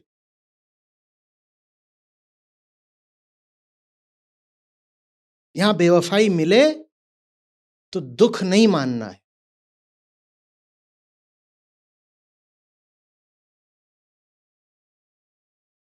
सांसारिक प्रेम की प्रकृति ही यही है कि वो सीमित होगा ही होगा, और जिसने इस बात को समझ लिया वो फिर लीला में प्रवेश कर जाता है। डाकू रत्नाकर ने इतना ही तो पूछा था उससे कि ये जो मैं लोगों को मार मार के लाता हूं, ये तू खाती तो खूब है घर में बैठ के, और अब मुझे पाप मिलेगा, दंड मिलेगा, नरक मिलेगा, तू चलेगी? और ये वो लंबी लंबी मूछें और लाल लाल आंख करके उसने पूछा, वो बेचारी के मुंह से धोखे से सच निकल गया। बोली नाथ मैं तो न चलूंगी।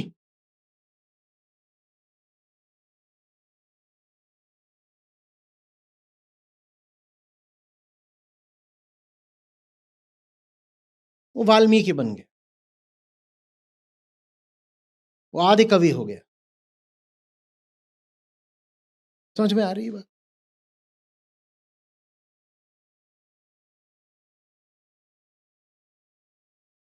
ऐसे जताने की कोई जरूरत नहीं कि हमारे साथ कुछ अनहोनी हो गई, कुछ विशिष्ट हो गया। सांसारिक प्रेम की प्रकृति, उसकी परिभाषा ही यही है कि उसमें बेवफाई इंट्रिंसिक होती है, सन्निहित होती है, क्योंकि संसार में ही सब कुछ क्या है? सीमित। तो कोई संसारी आपके साथ असीम वफा नहीं कर सकता। झूठ मूठ ऐसे सवाल किसी से पूछा भी मत करो। लोग पूछते हैं, बेचारे कोमल हृदय प्रेमी, अच्छा मैं मर जाऊंगी तो तुम क्या करोगे? काहे उसको मजबूर कर रही हो झूठ बोलने पे? वो वही करेगा जो तुम्हारे मरने से पहले भी कर रहा है। अभी छुप छुप के कर रहा है, तब खुल के करेगा।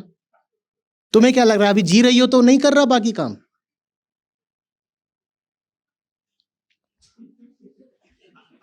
उसको समझ में आ गया?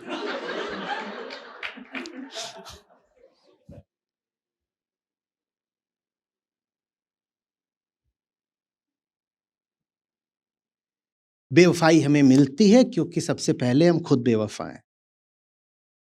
वफा का मतलब होता है हमारा यार है हम में, बस एक है, और प्रेम सिर्फ उसी से हो सकता है।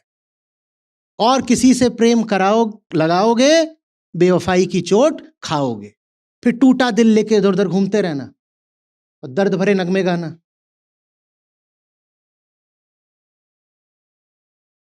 घटिया शायर बन जाना। दुनिया से सही रिश्ता रखना। जो दुकान जो माल दे नहीं सकती वहां उसकी उम्मीद करना माने अपने पांव पे कुल्हाड़ी मारना। दुनिया सस्ती दुकान है, सस्ता माल यहां मिल जाता है और साधारण व्यवहार में सस्ते माल की भी जरूरत होती है। टूथब्रश चाहिए ना, मोजे चाहिए ना, उसके लिए संसार की दुकान बिल्कुल उपयुक्त है। पर यहां वफा मांगने मत निकल जाना, मोजा मांगना।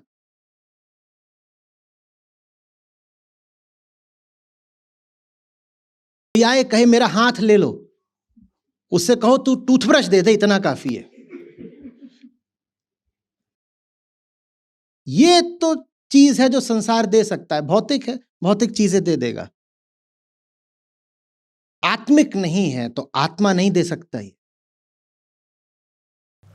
अमन है इश्क मस्ताना, अमन को होशियारी क्या।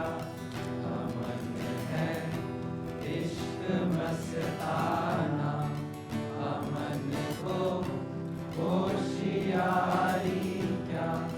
रहे आजाद या जग से, अमन दुनिया से यारी क्या।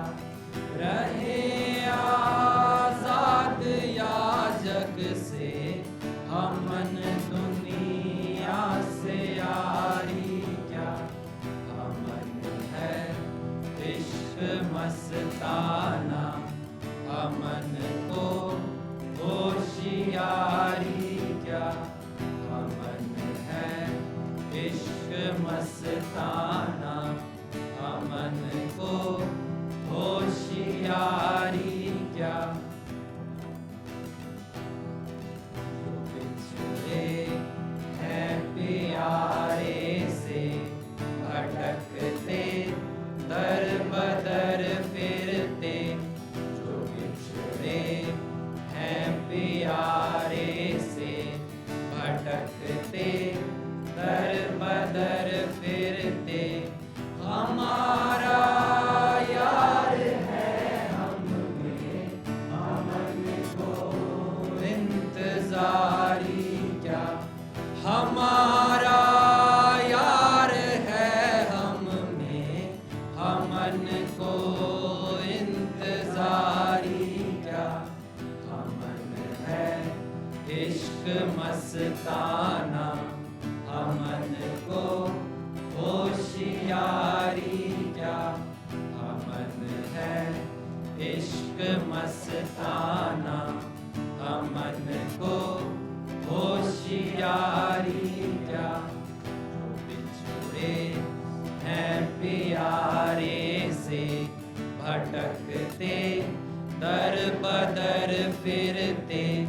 जो बिछड़े हैं प्यारे से, भटकते दर बदर फिरते। हमारा यार है हम में, अमन को इंतजारी क्या।